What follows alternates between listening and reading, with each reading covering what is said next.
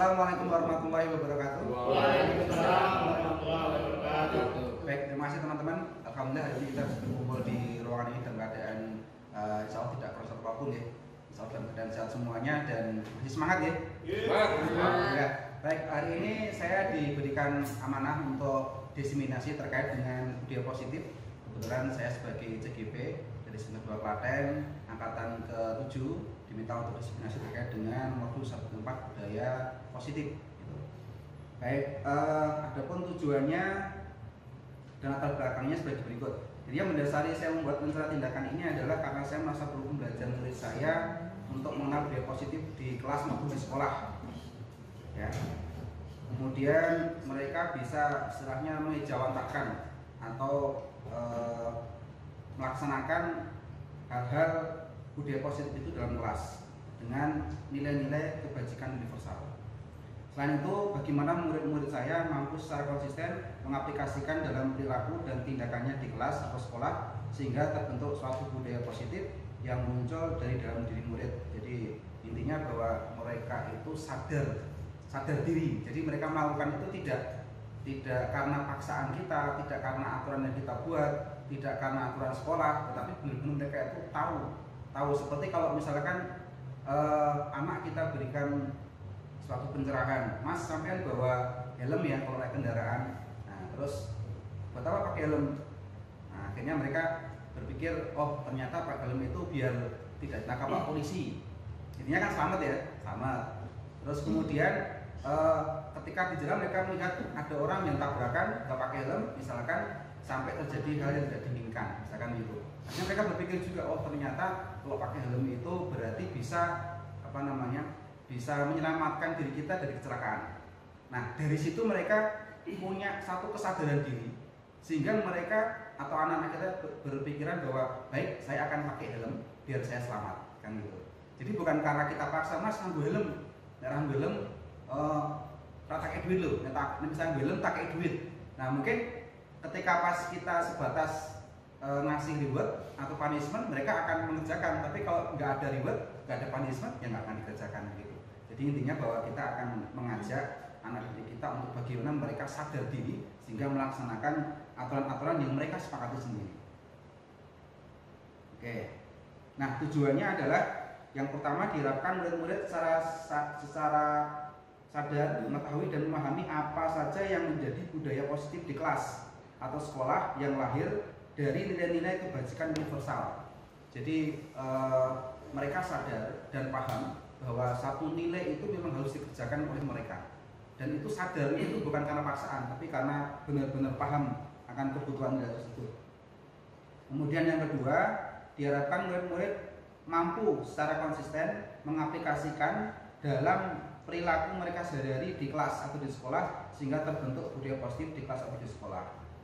Jadi tujuannya kita berharap murid-murid kita secara konsisten, jadi tidak hanya karena ketahuan sama gurunya, tidak karena ketahuan CCTV, jadi memang karena sadar dan kontinu mereka berbuat baik dan berbudaya positif. Yang ketiga, diharapkan praktek baik dalam rencana aksi nyata ini mampu ditularkan berdasarkan sejawat yang mengajar di kelas lain.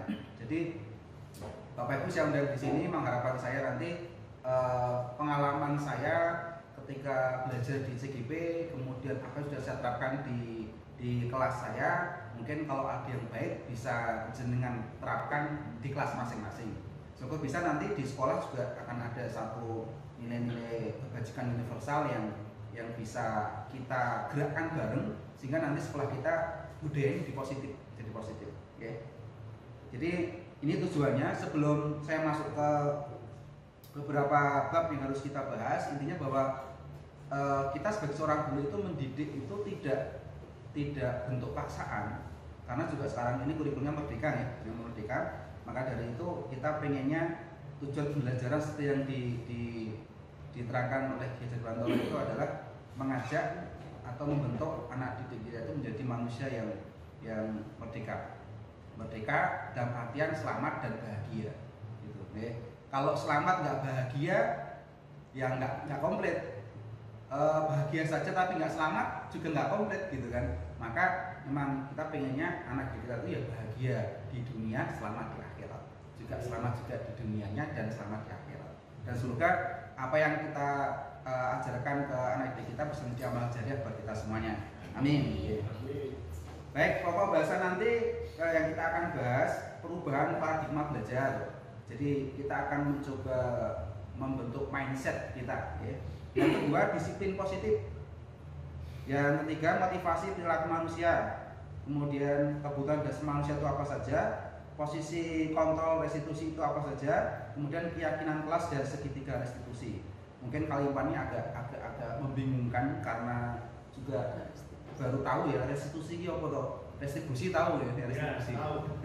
Tapi kalau restitusi, prostitusi pasti tahu. Tahu sekali. Restitusi. Kembali bahagia. Oke, pokok bahan 1 perubahan paradigma belajar disiplin positif. Jadi makna kontrol, kemudian makna disiplin positif, sama nilai-nilai kebajikan. Ini yang kita bahas ke depan. Nah, sebelumnya kita buat permainan dulu. Nah, coba jenengan cari pasangan dulu. Nah, pasangan ya. Oke, sebelumnya saya pengen jenengan mengambil salah satu barang yang paling berharga yang jenengan punya saat ini. Jangan. Mau snack boleh, mau HP boleh, mau boleh, tasnya juga boleh. Ini kan berada untuk modal tak cukup. Oke. Ya, ada barang berharga ya. Oke. Sekarang coba jenengan ambil barang dulu. Terus dipegang. Apa?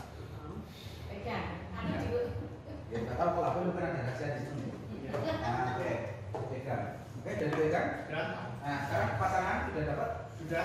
Depan belakang ya? Oke. Nah, satu dulu yang pegang satu dulu. Jadi ini ada teman A, contohnya Pak Dal sama Pak Yono ya. Nah, Pak Dal ini A, Pak Yono B. Nah, sekarang yang pegang Pak Yono dulu. Pak Yono dulu. Nah, yang sebelahnya berarti nggak usah pegang dulu. Oke. Oke ya. Yang sebelah barat pegang barang yang berharga. Terserah mau apa. Nggak ada pun juga nggak apa-apa. Nggak ada pun juga nggak apa-apa. Mungkin dia punya rahasia di telapak tangan yang tidak boleh dibaca sama teman. Karena itu satu rahasia. Oke, sudah. Ono garis itu. Saya kasih waktu hitungannya 30 detik. Silakan Pak Mus bergabung. 30 detik teman Anda untuk mengambil apa yang ada di tangan temannya. Ya. Silakan. Mau dikasihkan yang monggo, mau dipertahankan yang monggo, pasti dengan polasan masing-masing. Itu yang paling ada berharga ini ya. Ya. Saya hitung dari sekarang. 1. Usaha jenengan mau ngambil terserah, tidak terserah. 2. Jadi kalau punya kan bisa dipaksa dibuka kan? Kan bisa dipaksa dibuka. Boleh dibuka sekuatnya sampai terambil, atau jenengan mengikhlaskan tidak usah dibuka atau bagaimana? Silakan. Tangan lainnya.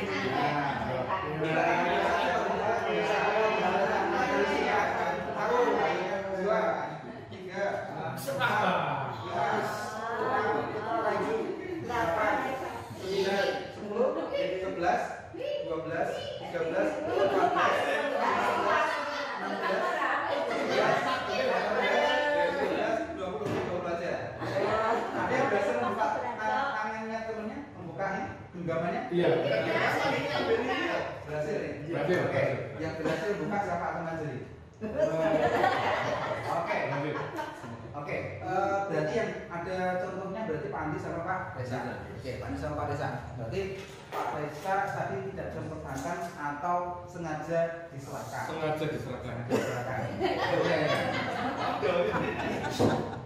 Ada satu pertanyaan begini. Saya perlu alasan jenengan. Masalahnya ngerti Pak Andi gelap. Oke, jadi pertanyaannya ini. Apa? Alasan kalau Pak Reza itu kan yang B. Alasan Pak Reza kenapa tangannya tadi dibuka? Tangan saya dibuka karena ini adalah teman saya. sahabat saya, Besti saya. seperti keluarga bagi saya. Saya akan selalu mengasihkan apa saja, walaupun berharga untuk saya, tetap saya kasihkan yang terbaik untuk teman saya. Ya, makanya tuh saya kasihkan Apapun yang diminta oleh teman saya. Oke. Baik, sekarang saya minta satu cewek yang tadi tidak bisa terlepas. Tadi Bu Grace terlepas nggak? Tidak. Tidak. Oke. Berarti Bu Grace cuma alasan kenapa jangan tidak mau melepas. Ya, karena itu tadi dikatakan yang paling berharga. Nah, orang yang itu rahasia. Iya, karena itu yang paling berharga, maka sekuat tenaga saya pertahankan.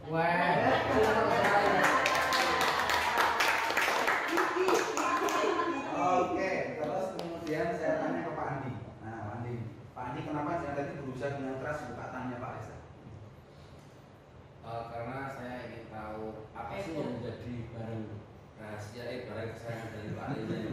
Sehingga saya sekuat tenaga saya mau buka tangannya untuk mengetahuinya. Selain itu juga memang berharga, itu berarti bagi saya juga berharga, kan bisa saya manfaatkan.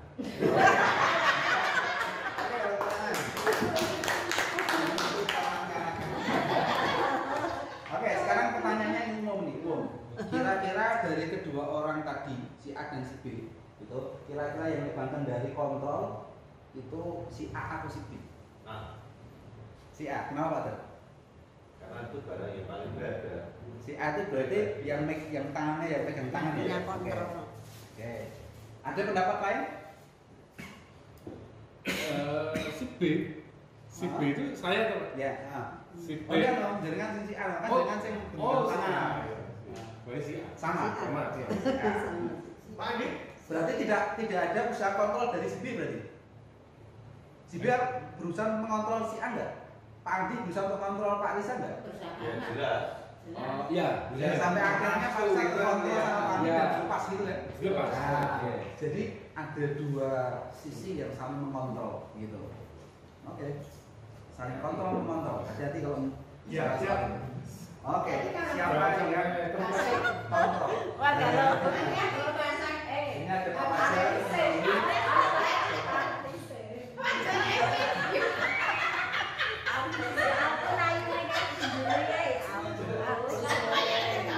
Oke, jadi sebenarnya gini. Sebenarnya kita itu bagian dari diri kita sendiri. Entah itu tadi si A atau si B. Oke, si A atau si B. Berarti gini, kita sendirilah yang memegang kontrol atas kepalan tangan kita. Oke. Kemudian apa kita mau membuka atau menutup kepalan tangan kita itu tergantung pada diri kita masing-masing sesuai dengan kebutuhan dasar kita saat itu.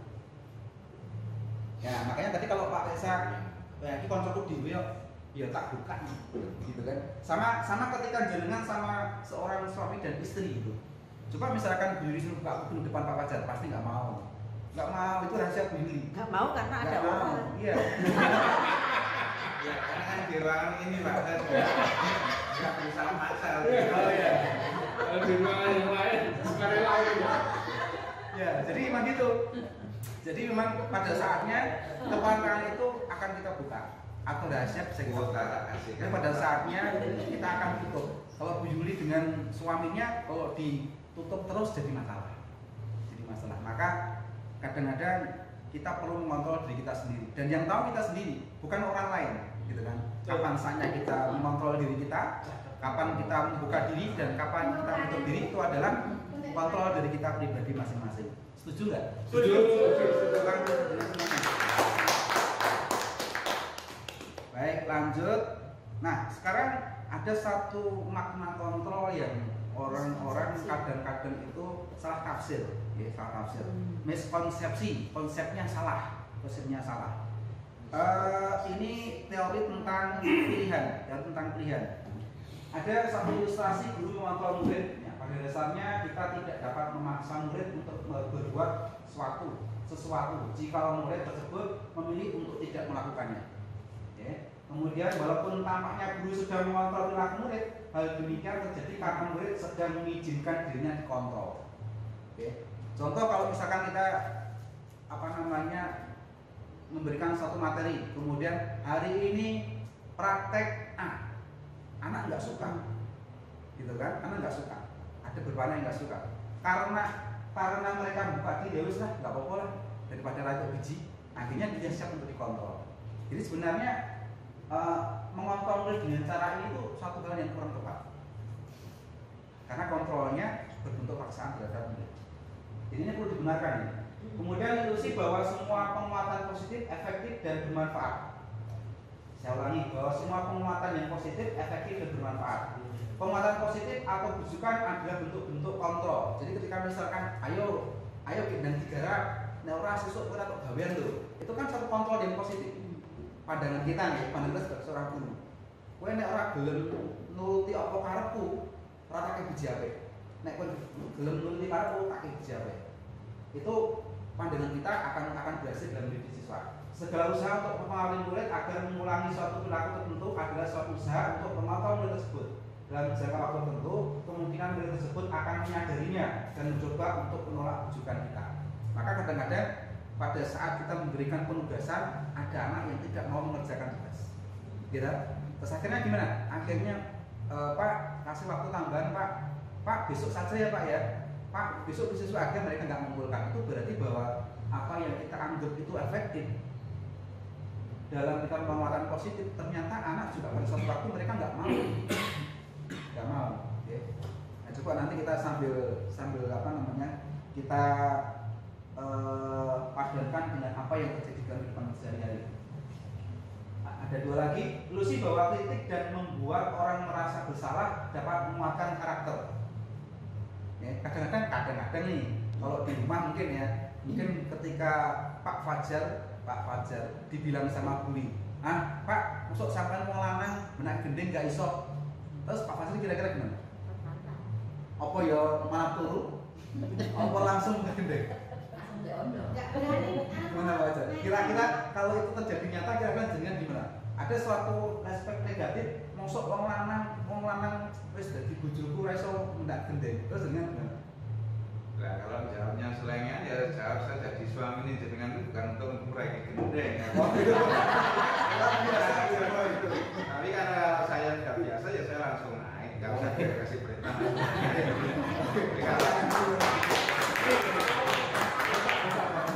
Itu butuh keberanian itu kalau seperti itu. Iya.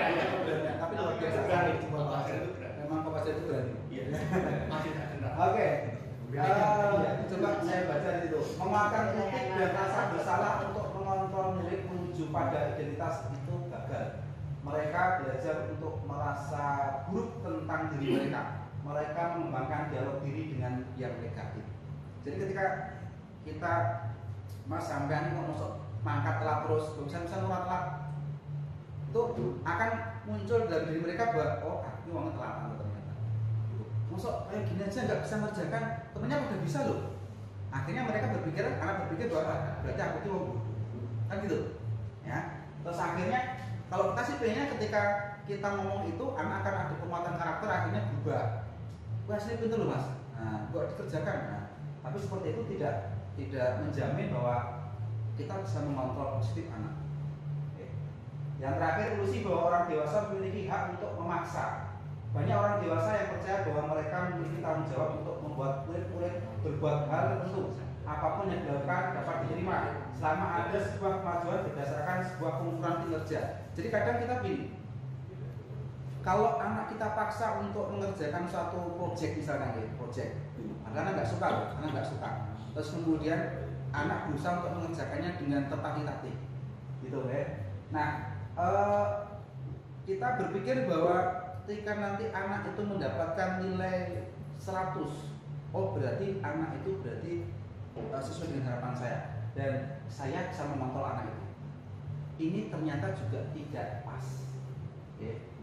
Pada suatu saat orang dewasa akan menyadari bahwa perilaku memaksa tidak akan efektif untuk jangka waktu panjang dan sebuah hubungan permusuhan akan terbentuk. Kalau kita sering memaksa, maka akan ada muncul tidak nyaman dan hati, kemudian timbul permusuhan. Jadi sebenarnya karena kita sudah dewasa dan sudah bersuami istri semua, sebenarnya kita enak.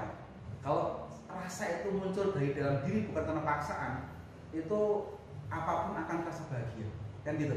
Coba ibu-ibu kalau memasak buat bapaknya kira-kira seneng apa seneng? Seneng kan? Apalagi bapaknya. Gitu. Ya. Bapaknya juga sama. Ketika bapak-bapak itu bekerja mendapatkan uang gaji dikasihkan ibunya, bapaknya seneng nggak bisa ngasih uang ke ibunya? Seneng. Melihat istri bisa senyum aja kita seneng. Rasanya matus. Pak Fajar kalau lihat baju aja sudah seneng. Bisa senyum, apalagi istrinya sendiri kan. Yang bisa diapa-apain Ini senang.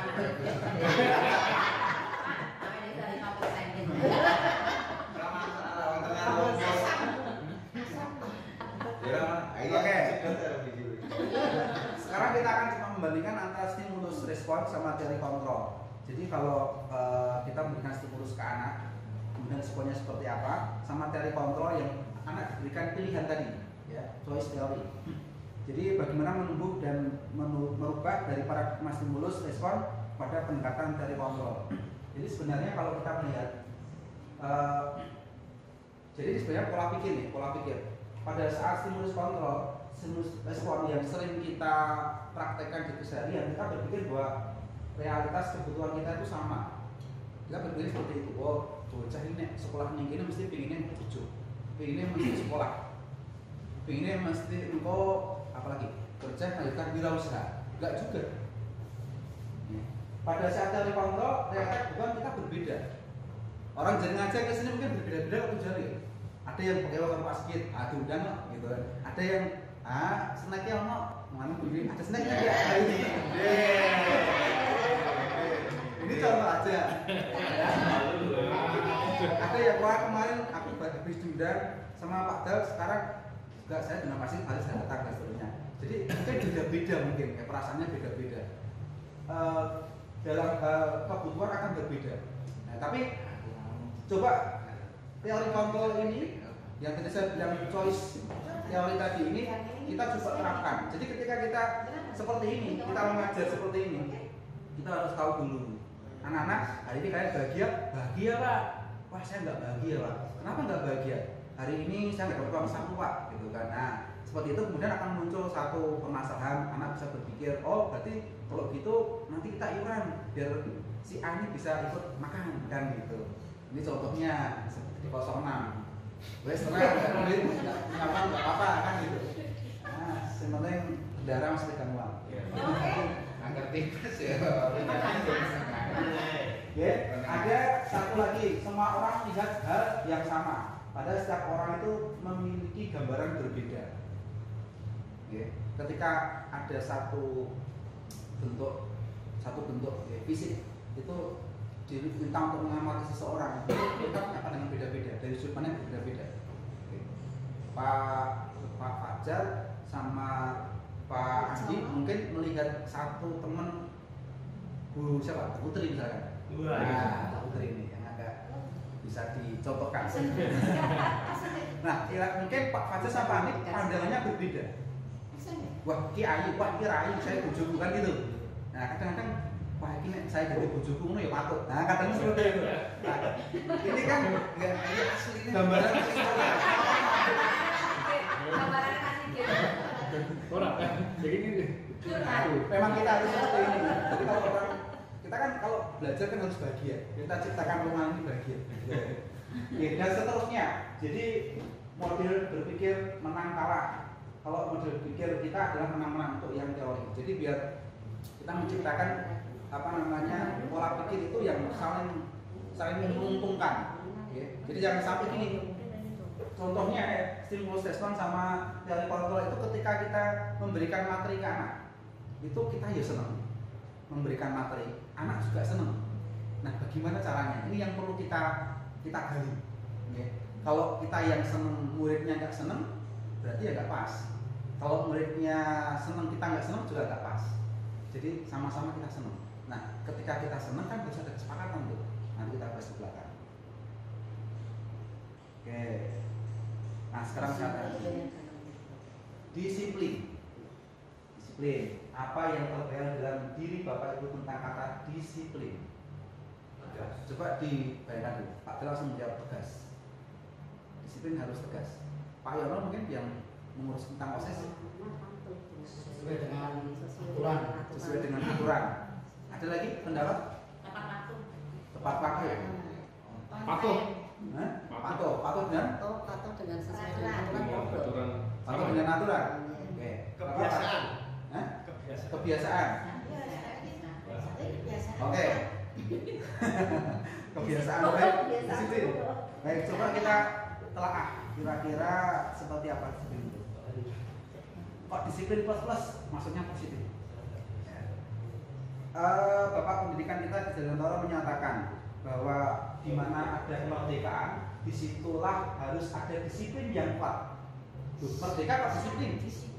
Nah, sungguh pun disiplin itu bersifat self disiplin, yaitu kita sendiri yang mewajibkan kita dengan sekeras-kerasnya, tetapi itu sama saja. Sebab jikalau kita tidak cakap melakukan self disiplin, wajiblah penguasa lain disiplinkan kita. Dan peraturan demikian itulah harus ada di dalam suasana yang merdeka. Gitu. Jadi kata yang saya ambil paling atas adalah di mana ada kemerdekaan, di situ harus ada disiplin yang kuat. Jadi ketika seseorang belajar, kan mereka pengen tetap merdeka sesuai dengan apa yang mereka inginkan. Aku pengennya belajar grafis kok, animasi kok, malah belajar coding, gitu kan. Oke, sekarang silahkan belajar grafis, gitu kan. Terus kira-kira kalau kita biarkan mereka, wes kamu terserah mau belajar grafis, terserah. Aku nggak akan ngasih teori, tidak akan ngasih panduan. Terserah, kan kamu suka grafis, saya tak ngajar coding, misalkan gitu. Ya, mereka merdeka, tetapi tanpa ada aturan, gitu nih. Tanpa ada aturan, maka sebaiknya kata-kata disiplin itu adalah mereka tetap merdeka, tapi harus ada arahan. Ya, harus ada arahan. Jadi kalau istilahnya Kita Dewantara itu memberikan satu itu menuntun. Jadi kalau kita punya bayi semakin dewasa, kemudian anak itu mulai jalan kan biasanya dituntun kan, dituntun. Kita ikuti anak itu jalan, merdeka kan merdeka, kan tidak kita paksa. Tapi ketika pada saat mereka mau nyemplung ke api gitu kan, pasti kita akan ngenggok ke anak itu, betul tidak? Nah, berarti menuntun anak untuk merdeka dan bahagia kan gitu. Anak tetap bahagia karena mereka bisa jalan-jalan, kita bisa menuntun. Dan kita senang anak kita nanti akan tumbuh dewasa dan pada akhirnya bisa jalan sendiri, gitu ya. Ini istilah disiplin. Jadi kalau disiplin itu hanya sebuah aturan tanpa anak senang, berarti bukan disiplin. Jadi disiplin itu harus ada bahagia di sini. Nah, maka kemarin sempat saat kita rapat terkait dengan visi sekolah, saya mencoba untuk mengusulkan, Pak, tambahkan kalimat bahagia. Bahagia, Pak, bahagia, ya. Jadi internasional, cinta lingkungan, apalagi, ya. Jadi vokasi, center vokasi. Tapi kalau nggak bahagia, kita nggak bahagia, ngapain? Ya, yang bahagia siapa tuh? Nggak ada yang bahagia. Kita reposoto. Nah, terus bagaimana menciptakan sesuatu lingkungan yang bahagia, tapi terwujud cita-cita kita, maksudnya gitu. Wajar, jangan lupa bahagia. Nah, Iya, selalu rumusnya kalau namanya awet muda dan bahagia. harus bahagia. Terus tanda petiknya lagi berarti teknik. Biasanya kalau orang teknik itu bahagia. Jelas. Apalagi nggak bayar. Bahagia itu tidak harus sama dengan temannya. Ya. Jadi temannya ada yang cocok, ada yang tidak. Itu kan kita menghormati. Tapi kita Kalau tetap bahagia. kita bahagia. Jadi kalau memang bahagianya itu misalkan Kebahagiaan itu bukan kebahagiaan itu. Luar biasa.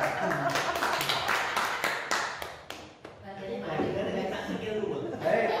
Jadi kan tadi kan ada sempat Pak Yono tadi mengatakan bahwa disiplin itu harus sesuai aturan, kan gitu. Pak Dal mengatakan harus tegas sesuai aturan. Nah sekarang gini, aturan yang mau kita buat itu kan pasti aturan yang baik-baik. Gak mungkin juga aturannya adalah kita aturannya kalau berangkat sekolah harus terlambat 30 menit, kan gak mungkin juga. Ya. Nah itu aturan yang gak pasti. Ya. Aturannya adalah suami boleh nyenengi istri tangga. Nah, itu Iya, juga. iya, iya, iya. Itu nggak bagus. Malah mana itu? Mau ke situ itu. Nah, makanya Aturan tersesat. bisa. Kenapa agak narasumber kita giring-giring? Ini katanya berapa? Kita digiring ini. Karena dijanji karena Nanti kalau nggak gitu jenengan diam aja nanti. Siap. Sambil di Siap. Ya. Nah, nilai kebajikan ini berarti kan muncul dari apa yang kita lihat di lapangan. Disiplin sebagai bentuk kontrol diri. Ya, disiplin itu untuk kontrol diri kita, yaitu belajar untuk kontrol diri agar dapat mencapai suatu tujuan mulia. Tujuan mulia di sini mengacu pada nilai-nilai atau prinsip-prinsip mulia yang dianut seseorang. Kalau saya bilang orang itu kan punya iman, punya percaya. Percayanya artinya kan untuk arti yang positif. Aku percaya bojoku di rumah tanggaku utuh. Aku percaya sama Allah biar saya itu masuk surga. Kan itu. Itu bagian dari nilai positif. Nah, terus kalau saya percaya kok kira-kira apa ya terus pakon bagian itu enggak juga. Jadi ketika misalkan aku percaya sama istri, biar apa namanya tidak ada pemusuhan dalam sebuah keluarga. Tapi kan tidak hanya terus percaya toh, ada kewajiban-kewajiban lain yang harus kita kerjakan. Nah, itu muncul dari diri kita. Oh, kalau biar istri saya itu juga percaya sama saya, berarti saya nggak boleh serong. Kan gitu. Oh, kalau dari saya itu senang, berarti saya harus kasih uang saku banyak ke istri saya. Wah, kan itu. Oh, biar dan seterusnya. Kan gitu. Bisa candai sendiri. Allah juga sama. Allah itu kalau kita bilang la ilaha illallah misalkan itu, Allah udah, apakah udah dijamin surga? Jamin surga. Maka apakah mau surga yang paling bawah? Kan enggak juga. Kita maunya kan surga firdaus. Maka untuk mengarah ke situ kan kita harus punya nilai-nilai tambah, gitu ya. Nah, nilai tambah itu sifatnya positif. Ya, positif tujuan mulia yang ingin dicapai individu. Jadi jenengan semua punya tujuan yang positif. Dengan mengaitkan nilai-nilai kebajikan yang diyakini seorang, maka motivasi intrinsik akan terbangun. Munculnya dalam diri kita. Ya. Bukan karena paksaan. Ya. Nilai-nilai kebajikan yang ingin dicapai oleh setiap anak Indonesia yang kita kenal dengan profil pelajar Pancasila. Jadi memang dari garis besar apa yang dipelajari kita selama kita belajar dan mengajar itu, ternyata pemerintah punya mimpi profil pelajar Pancasila. Nilai tersebut bersifat universal dan lintas bahasa, suku, bangsa, agama maupun latar belakang. Oke. Nah, ini nilai profil pelajar Pancasila kan ini sesuai dengan nilai-nilai karakter yang tadi kita bahas ya. Jadi ya beriman, bertakwa, profil pelajar Pancasila, kemudian ada binaan global, gotong royong, kreatif, kritis, mandiri.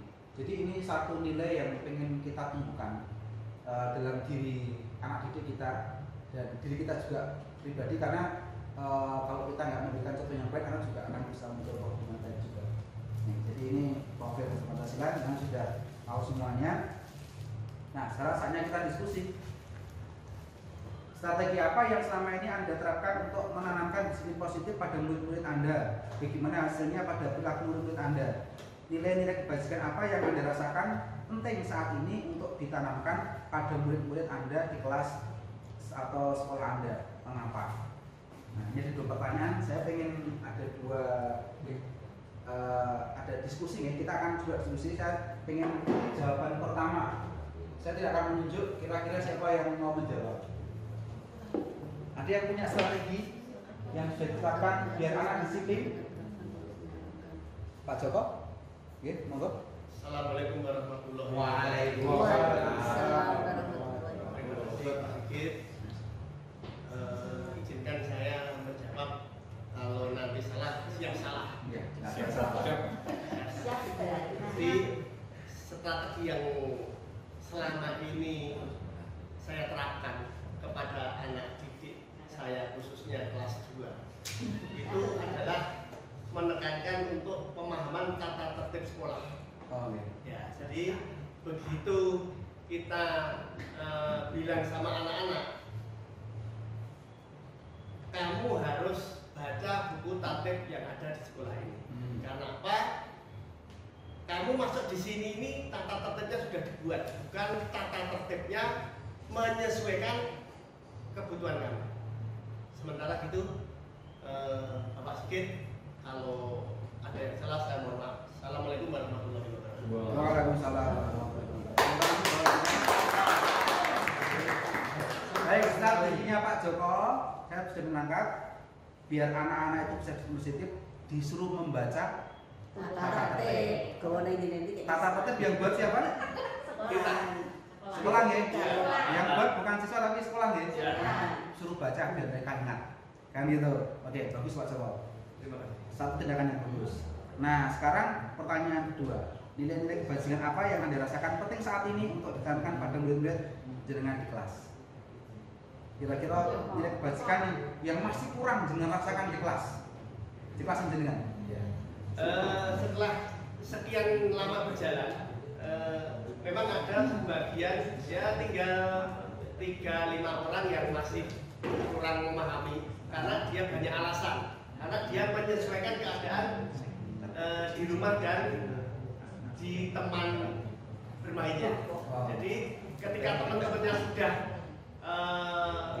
menanamkan disiplin untuk di sekolah, ternyata ada sebagian siswa itu masih ikut-ikutan yang di komunitasnya sendiri, gitu Mas. Oke, berarti nilai yang perlu ditanamkan kalau bisa saya tangkap berarti anak kalau bisa mencari lingkungan yang positif. Betul. Oke, jadi masih ada ke bawah sama lingkungan yang negatif, ke bawah ke sekolah. Iya. Oke, luar biasa Pak Joko. Pak Andi sudah dari monggo Pak Andi. Mungkin yang sudah diterapkan strateginya Pak, biar anak disiplin. Baik, saya hanya mengenalkan dengan cerita saya di sekolah saya belajar, karena saya kadang mengajar itu saya sambil dengan jam terbang. Ketika anak-anak hanya saya kasih tugas. Nah, tapi di balik semua itu saya ingin menawarkan tanggung jawab dan motivasi yang kuat. Jadi saya kasih tugas, saya melaksanakan tugas lain di sekolah. Nah, salah satu hal yang saya tanamkan kepada mereka adalah membuat sebuah evaluasi. Saat anak-anak itu mengerjakan tugas, saya berikan clue dan ketentuannya. Nah, setelah itu di pertemuan berikutnya untuk melihat apakah mereka punya tanggung jawab dan motivasi yang kuat dalam pembelajaran maupun tugas yang saya berikan, saya evaluasi satu persatu dari tugas mereka, dan itu sangat efektif sekali untuk ternyata mereka punya pandangan apa yang mereka kerjakan ternyata dikoreksi benar sama gurunya. Sehingga dengan begitu di pertemuan berikutnya mereka saya review satu-satu dan menjadikan mereka sangat-sangat disiplin, walaupun saya kadang tidak harus menghubungi saat belajar. Itu yang berkaitan dengan bagaimana strategi untuk mendisiplinkan mereka, yaitu melakukan sebuah penilaian, mengevaluasi dari hasil kerja para siswa. Terus kalau dengan lihat dari posisi yang ada di kelas saat ini, kira-kira nilai kebajikan yang masih harus dimunculkan untuk anak-anak di kelas apa? Apa ya? Kreativitas. Ya, jadi kadang mereka mengerjakan sesuatu pembelajaran, suatu tugas itu ya wis sesuai dengan level apa yang saya berikan.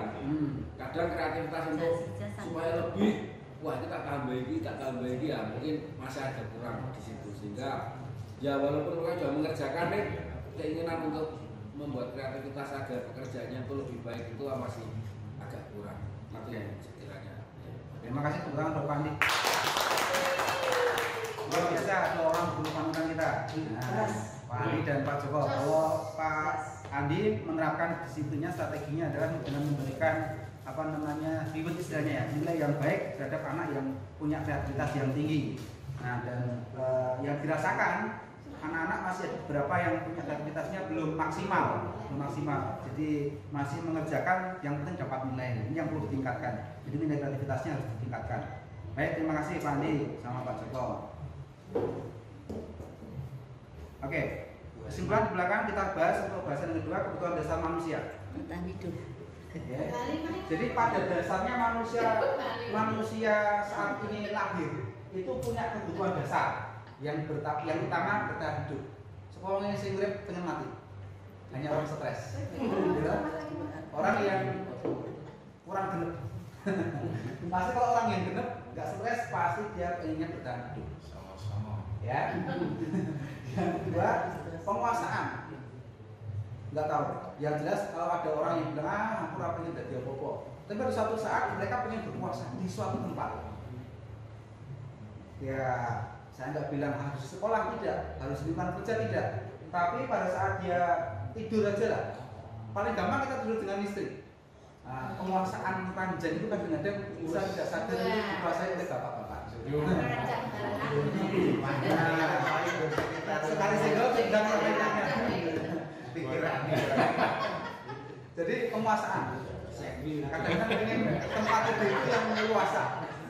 Kadang-kadang bapaknya atau ibunya bilang, Pak, mau tidur di luar atau di kamar sebelah, aku pengen tidurnya itu yang leluasa. Ini penguasaan. Ini contoh yang gampang karena kita bisa sama bapak dan ibu. Kalau dengan siswa ya saya nggak ada seperti ini. Kemudian kasih sayang dan rasa diterima. Pastilah semua orang pengen dicintai dan disayangi, Pengen dikasih dan dikasih, Dan disayang. Pokoknya jangan begitu. Dan diterima rasa sayang itu. Nah, benernya mengitok, nggak ditompok kan udah sebelah. Nah, pakai ngomong aku seneng kowe moh, nah semuanya akeh. Kemudian kebebasan. Ya, sebelum kita nanti bicara tentang apa yang harus kita buat peserta didik kita harus tahu dulu kebutuhan dasar manusia seperti apa. Kebebasan. Kalau murid kita masih belum bebas, berarti kita belum bisa memahami tentang kebutuhan dasar manusia. Kalau murid kita belum kita berikan rasa sayang seorang guru dengan murid, itu juga kita belum mengenal tentang apa kebutuhan dasar manusia. Kalau anak kita belajar tidak bisa menggunakan materi, menggunakan alat sesuai dengan keinginan mereka, ya kita juga masih belum bisa memahami. Terus kalau anak kita belum senang, ada kesenangan di situ, berarti kita juga belum bisa memahami dasar-dasar kebutuhan manusia. Okay. Maka dari kelima kebutuhan dasar manusia menurut William Glasser itu, ya, dalam teori choice-nya, kita sebagai seorang guru harus mencoba untuk tahu itu dulu. Kalau dasarnya kebutuhan manusia itu apa, kita nggak tahu ya, kita otomatis akan berjalan tapi tanpa arah yang jelas. Oke, lanjut. Ya, kita konsentrasi. Silakan dilihat gambar di sini. Yang bisa nanti dapat tambahan snack. Tapi harus benar semua. Coba cari perbedaannya. Ada berapa perbedaan? Telinga, perutnya Oh, saya tanya jari dulu. Angkat tangan dulu. Siapa? Ayo. Perutnya babi. Ayo. 8. Ayo, silakan dulu. Ketemu si dia. Terus babi ini ngadep ke sana soalnya Perut anak babi kecil. itu beda. Perut babi. Mana yang pertama mana? Perut babi. Ini. Perut babi. Anak babi. Ya. Satu, ada bercak satu. Anak babi. Ayam. Anak babi menghadap ke sana. Ayam di bawah pohon. Dua. Ayam. Telinganya Ayam di bawah pohon. Oh, ini dua, itu satu. Angsa di Asalnya sana. beda tempatnya. Asalnya beda tempat. Babi. Angsa babinya si Pak. Angsa dan babi. Ini beda. Ada 3. Oh, ini. Nah, itu karpet kan enggak ada. Berarti ini mati enggak ada. Ada mana tidak ada. Belakangnya hadapnya sama hadapnya. Salah, kita ada lima. Tembok Terus sapi. sapi. Tembok burai. Sapi. Udah ada anak itu. Ada enam. Awan. 7. Dubure sungu. Ada tujuh. Terus. Dubure sungu. Awan. Sungu sapi. Sapi. Pohonnya. Kan rumputnya berbeda. Itu tuh, coklat-coklat dua itu, coklat-coklat dua di atas di sana. Udah duluan konten. Dalam kotak. Awalnya Dalam sudah. kowe ya, tumbuhan di atas tanda tak. Pohon dan kuping kambing. Mana kambing? Kuping kambing. Ini kambing. Mana Kurang satu. Kurang satu. Sepuluh toh. Anu iki lho. Pohon itu ada burungnya karo burung apa bukan? Mana? Coklat dua. Pohon begini sapi itu kan juga beda itu. Pohon Sudah. Tadi sudah. Oh, ada. Sudah. Yang mana? Laku itu lho.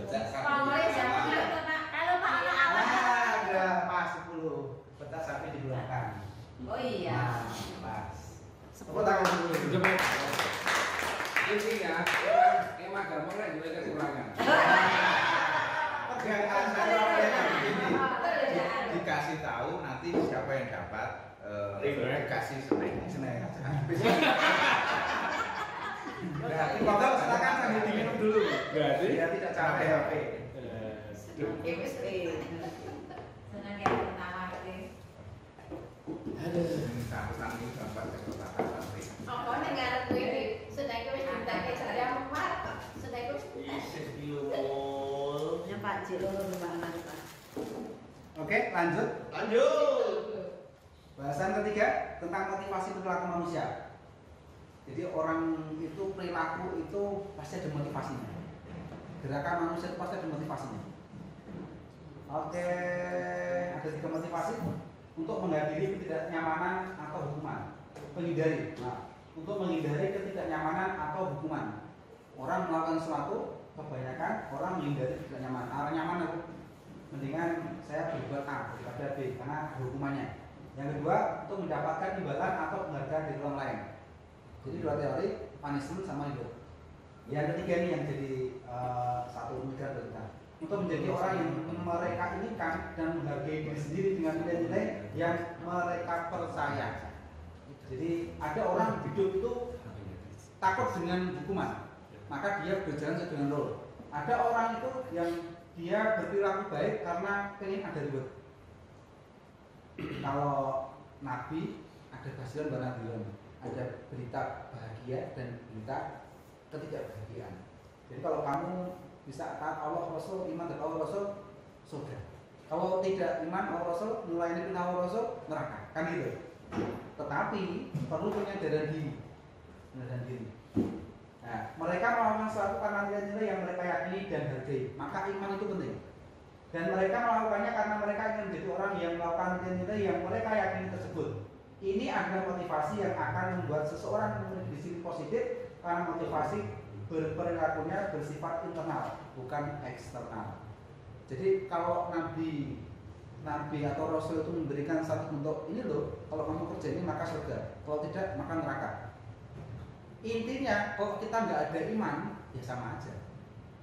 Oke, gitu ya. Kalau ada Quran di sini ditaruh di sini, misalkan ada Quran. Kalau kita nggak meyakini itu Quran atau kitab yang lain, misalkan gitu, ya di sini ada cewek, kita bisa melakukan zina di situ. Karena kita nggak mengakui iman terhadap kitab-kitab itu. Tapi kalau kita iman, kalau melakukan zina maka hukumannya adalah neraka. Karena kita iman, ya sudah kita nggak akan melakukan zina, kan gitu. Maka sebenarnya inti dari motivasi para manusia itu adalah keimanan dalam diri kita masing-masing. Gitu. Nah, jadi motivasi untuk berubah dari internal bukan dari eksternal. Karena kita percaya terhadap satu nilai tersebut. Ya, jadi kalau misalkan kita nanti pengen perilaku anak didik kita itu berubah, kita sudah berubah, maka yang kita tanamkan adalah mereka harus yakin dulu terhadap nilai yang akan kita tanamkan itu. Oke, diskusi kasus. Ini sudah berapa jam? Pantas? 1 jam. Jam masih kurang? Ya. Kesepakatan kita adalah 2 jam. Mantap. Gak apa-apa, nanti kita tanya Pak Antar terus. Sudah berapa jam? 2 jam kita selesai. Mas Antar, 2 jam. Oke.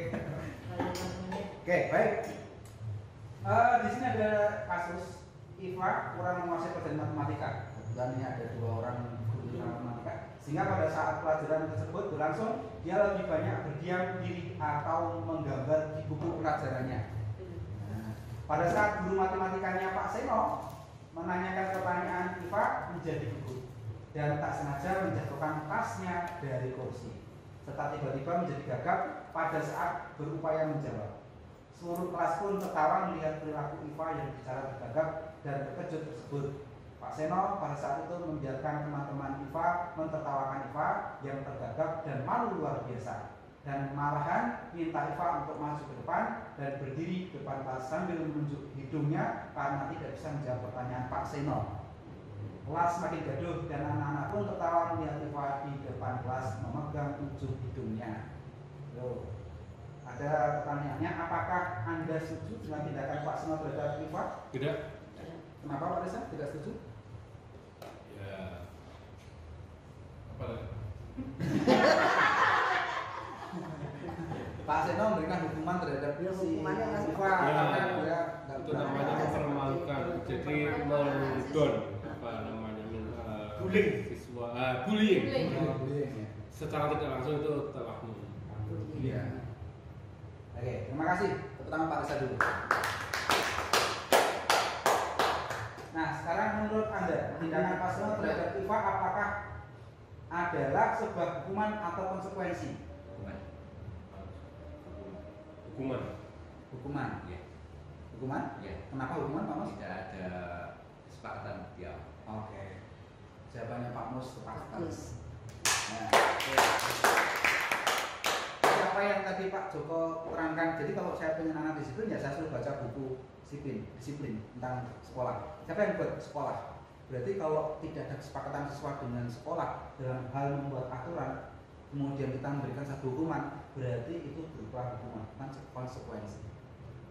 Tapi kalau kesepakatan kita buat bersama, contoh misalkan Pandi tadi, anak-anak yang tidak bisa menyelesaikan tugas, kira-kira kesepakatan kita gimana? Ya, anu Pak, tambah waktunya Pak. Oke, boleh tambah waktu. Mau berapa hari, berapa jam? 1 hari Pak. Oke, sepakat ya. Oke, 1 hari. Terus kira-kira kalau yang nggak 1 hari bagaimana? Wah, gimana Pak ya? Nggak ada usulan Pak. Andi bilang, oke kalau gitu setiap hari keterlambatan kita kurang nilainya misalkan 5. Setuju? Sepakat? Sepakat. Akhirnya jadi konsekuensi. Dan tidak akan ada yang protes. Pak, saya terlambat. Ya udah, konsekuensi kamu ada dikurangi 5 nilainya. Seperti itu. Ya, itu kesepakatan dan kita sama-sama senang. Nah, maka anak akan berusaha untuk bagaimana memenuhi tugas agar nilainya tidak dikurangi 5. Seperti itu. Oke. Jadi bedakan antara hukuman dan konsekuensi. Jadi harus ada kesepakatan dulu. Jadi kalau kita pengen ada timbal balik yang positif, sebaiknya kita adakan konsekuensi atau komitmen bersama. Oke. Nah, ini yang perlu kita pahami, ada hukuman, konsekuensi dan restitusi.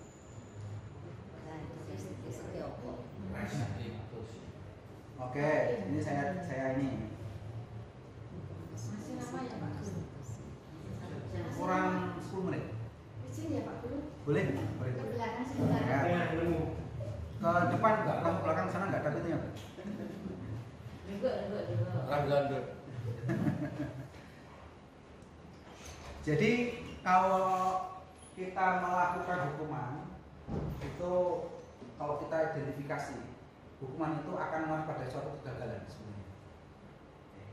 Tapi dengan disiplin yang positif tadi, kita akan membuat identitas yang sukses. Ya. Ada 3 model, ada hukuman, konsekuensi, sama restitusi. Hukuman, konsekuensi, restitusi. Tadi kan hukuman pasti berat sebelah. Jadi tanpa ada kesepakatan, hukum. Konsekuensi, ada kesepakatan, kemudian ada hukuman. Jadi kayak semacam bukan hukuman ya. Jadi kayak ada semacam apa namanya? Apa yang perlu dikerjakan ketika dibuat kesalahan. Kemudian ada kesepakatan, restitusi. Nah, restitusi itu pilihan. Jadi kan choice teori, pilihan.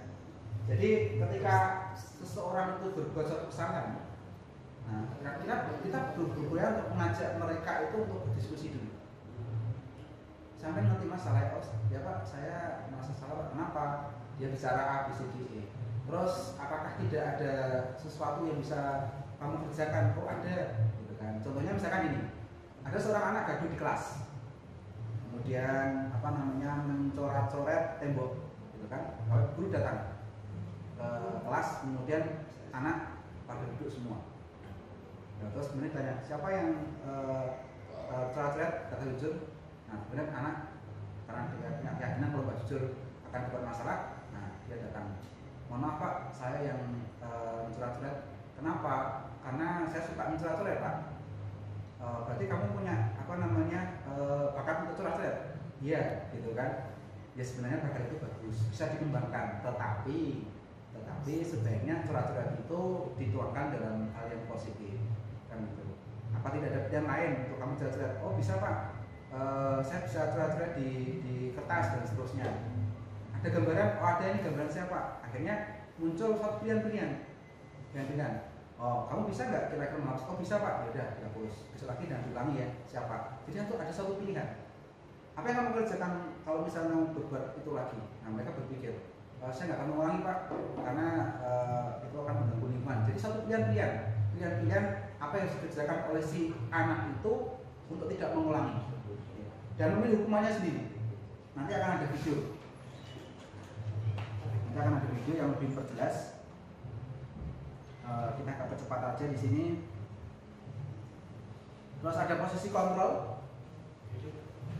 yang membuat kita gagal berperilaku negatif, itu hukuman. Terus membuat orang merasa bersalah. Jadi kan kita udah bahas di depan ya. Kalau kita ngasih hukuman membuat orang merasa bersalah, itu akan berakibat gagal.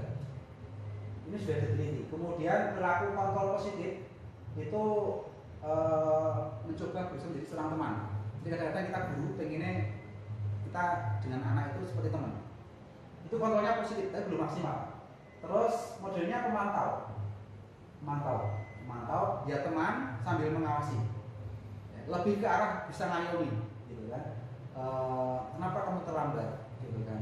Oh iya, masuk sana, nanti biar saya ngurusi absen kamu. Seperti itu kan, kemudian memantau. Nah, kontrol diri ini yang menjadi satu motivasi prinsip, yaitu sebagai seorang guru itu harus bisa menjadi seorang manajer terhadap siswa.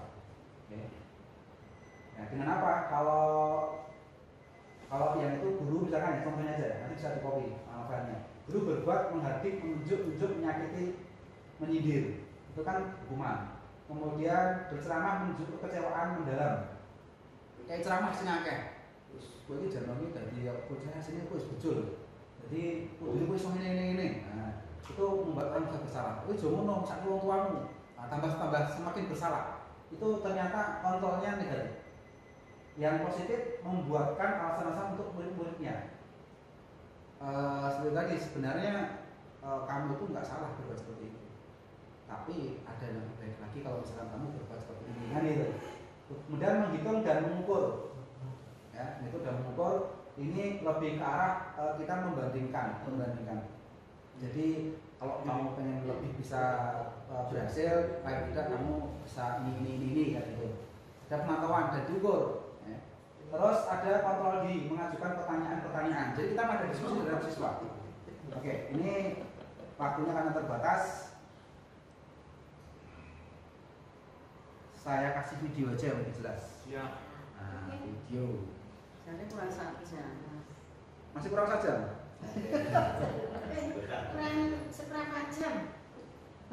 Oke, di sini nih. Saya percepat.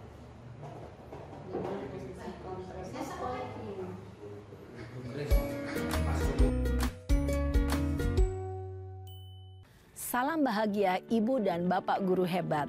Dalam penerapan disiplin positif restitusi, salah satu program yang dikembangkan adalah 5 posisi kontrol.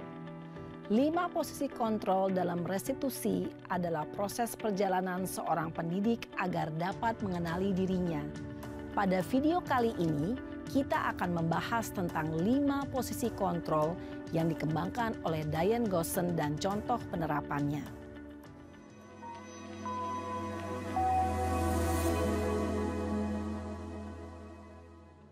Lima posisi kontrol itu adalah 1. Posisi penghukum, 2. Posisi pembuat merasa bersalah, 3. Posisi teman, 4. Posisi pemantau atau monitor, dan 5. Posisi manajer. Untuk lebih memahami kelima posisi tersebut, mari kita saksikan kasus Naren yang terlambat hadir 20 menit di sekolah dan melihat bagaimana kelima posisi kontrol dalam menghadapi masalah tersebut.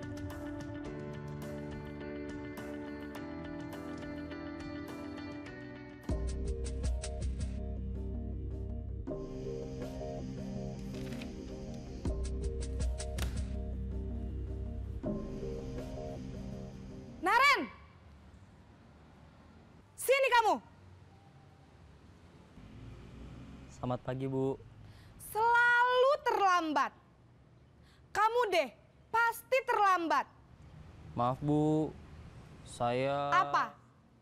apa coba? Alasan kamu apa lagi? Kapan sih kamu tidak terlambat? Malas sekali ya kamu jadi anak. Saya... Dasar pemalas. Gak kapok-kapok sih kamu. Sudah berapa kali terlambat?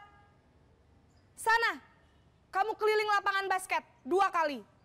Kenapa saya harus keliling lapangan basket, Bu? Kenapa? Kamu mau lawan ibu?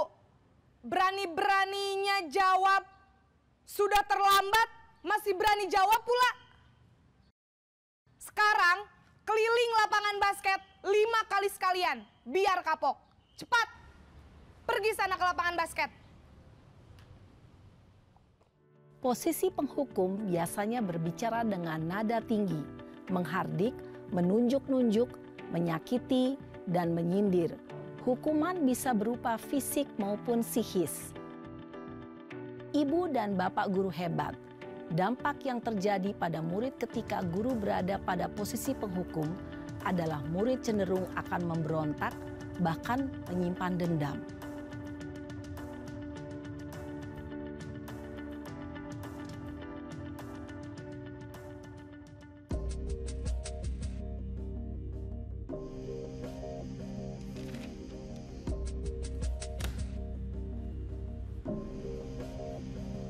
Naren!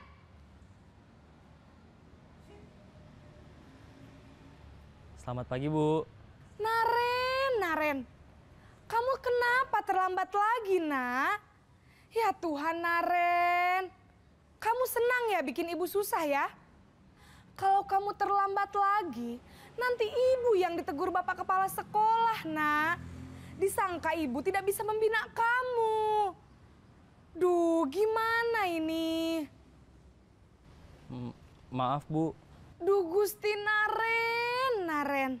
Kamu suka ya kalau ibu ditegur bapak kepala sekolah?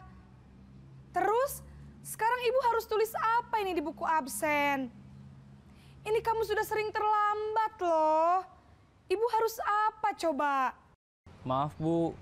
Maaf sekali. Ya sudah, lain kali jangan bikin ibu susah lagi ya, nak ya. Ibu tidak akan kuat lagi kalau kamu begini terus. Bisa jantungan kalau ibu ditegur bapak kepala sekolah. Sana cepat ke kelas. Maaf ya, Bu. Maaf sekali. Posisi pembuat rasa bersalah berbicara dengan nada tenang, cenderung lembut. Namun kata-kata yang diutarakan membuat murid merasa menjadi orang yang gagal. Memandang buruk dirinya sendiri, merasa tidak berharga, dan tidak sanggup membahagiakan orang lain. Ketika guru mengambil posisi pembuat rasa bersalah, murid akan menganggap dirinya yang bersalah dan ia akan menyimpan emosi negatif tersebut dalam dirinya. Baik, 2 ini jadi penghukum, posisi guru sebagai seorang penghukum dan posisi guru yang membuat merasa bersalah ini dampaknya akan negatif. Nah, saya langsung saja maju ke posisi guru sebagai manajer. Nah, kalau yang paling bagus kan yang manajer tadi nih. Iya. Nah, manajer ini dulu nah, direktur. ini pemantau, sudah sekarang manajer. Nah,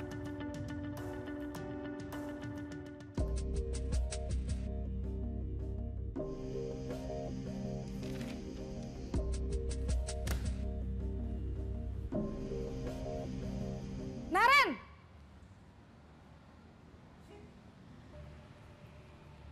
Selamat pagi, Bu. Selamat pagi, Naren. Maaf, Bu. Saya terlambat. Iya, sekolah masuknya jam 7, sekarang sudah jam 7.20. Jadi sekarang bagaimana ini, Naren? Maaf, Bu. Saya lupa setel alarm saya semalam. Baiklah, menurut kamu, keyakinan sekolah yang mana yang perlu kamu tingkatkan? Menghargai diri sendiri dan orang lain mungkin ya, Bu. Setuju. Jadi, apakah Naren meyakini prinsip saling menghormati tersebut? Iya, Bu. Saya meyakininya. Apakah Naren bersedia memperbaiki masalah keterlambatan ini? Bersedia, Bu. Bagaimana kamu akan perbaiki masalah keterlambatan ini? Saya akan coba untuk tidak lupa menyetel alarm saya, Bu. Baik, kalau Naren lupa menyetel alarm di rumah, ada orang yang kira-kira bisa bantu mengingatkan tidak? Ada, Bu. Kakak saya, Kak Ema. Ada lagi selain Kak Ema? Selain Kak Ema, ada ibu saya. Baik, jadi yang mengingatkan Naren adalah Kak Ema dan ibu kamu ya? Kira-kira akan mulai setel alarm kapan nih Naren? Setelah pulang sekolah, akan segera saya lakukan. Baik, jadi Naren akan setel alarm untuk bangun besok pagi dan akan diingatkan oleh kakak dan ibunda Naren ya. Ada lagi yang mungkin perlu dilakukan Naren agar tidak terlambat bangun lagi? Tidak ada, Bu. Baik Naren, terima kasih untuk kerjasama kamu. Sekarang kamu perlu kembali ke kelas untuk belajar. Baik, Bu. Terima kasih. Posisi manajer adalah posisi kontrol yang disarankan untuk membimbing murid memiliki sikap disiplin yang positif, yaitu murid yang mandiri, bertanggung jawab, dan dapat memecahkan masalah. Tujuan dari posisi ini adalah agar murid dapat berefleksi atas tindakannya. Guru akan dengan tulus memberikan pertanyaan-pertanyaan bermakna, sehingga membuat murid dapat belajar dari kesalahannya dan mencari sebuah solusi untuk menyelesaikannya. Ibu dan bapak guru hebat setelah mengamati adegan. Jadi selamat tinggal guru galak. Bu Yuli. Kita harus selalu jadi manajer. Selamat tinggal guru galak. Selamat datang manajer. Jadi minimal kita dapat pencerahan ya bahwa ternyata biar kita itu bisa mengubah kondisi anak jadi disiplin yang positif, budaya yang positif, kita harus membentuk keimanan dalam jiwa mereka. Ada satu keyakinan dalam diri mereka dan motivasi intrinsik akan timbul sendiri. Oke.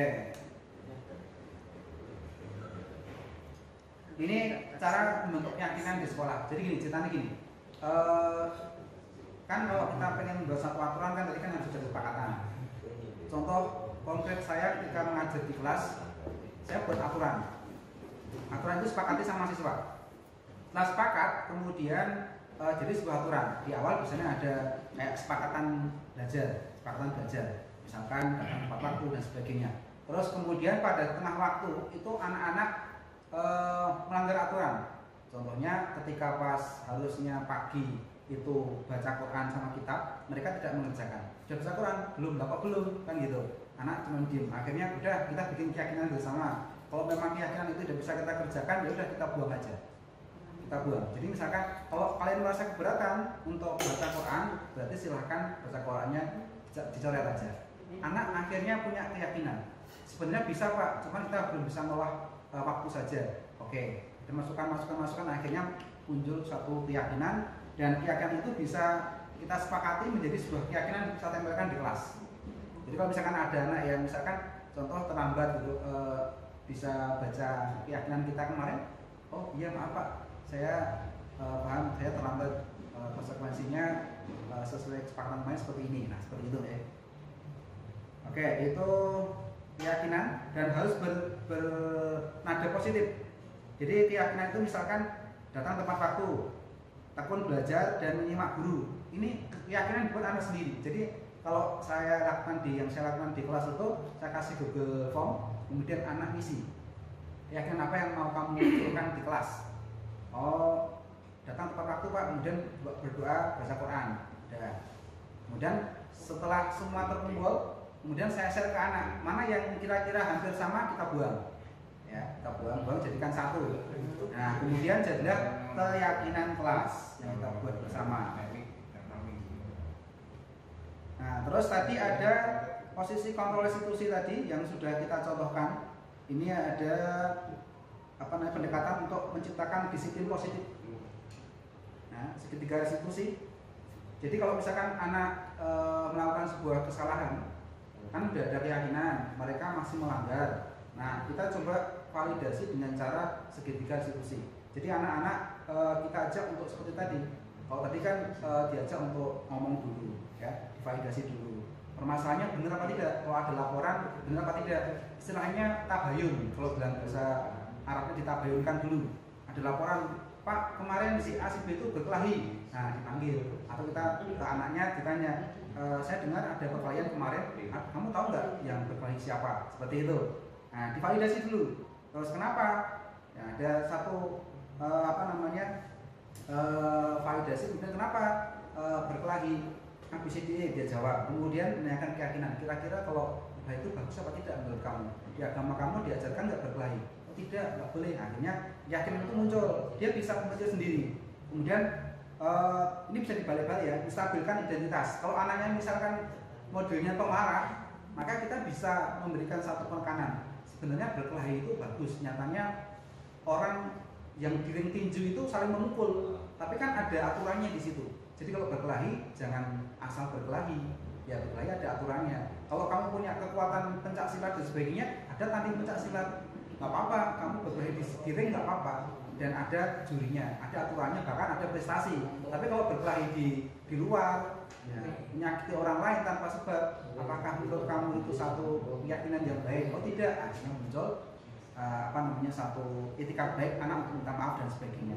Nah ini yang saya bilang tadi, akhirnya muncul etikat baik untuk minta maaf dan sebagainya, itu adalah menciptakan disiplin yang positif.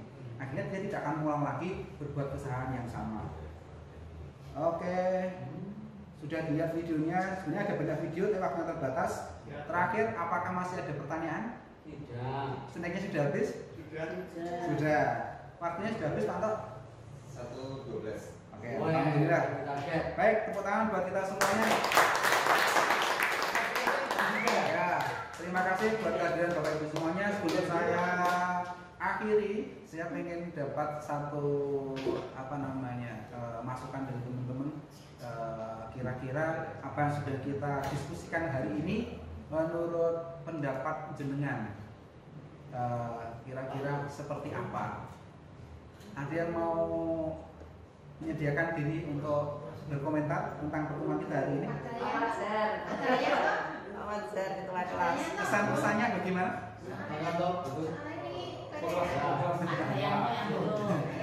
Tidak bisa menunjuk, ada yang bersedia? Menarik Pak Sigit, sebenarnya ini bisa untuk diskusi, sebenarnya diskusi untuk mungkin kelompok kecil ya. Sebenarnya saya banyak sekali dapat ilmu dari sini. Kita paling tidak bisa memperbaiki diri kita sendiri, bagaimana kita bersikap. Oh ternyata saya itu termasuk temannya orang yang galak misalnya. Jadi saya juga harus bisa menjadi temannya teman-teman yang menjadi manajer gitu.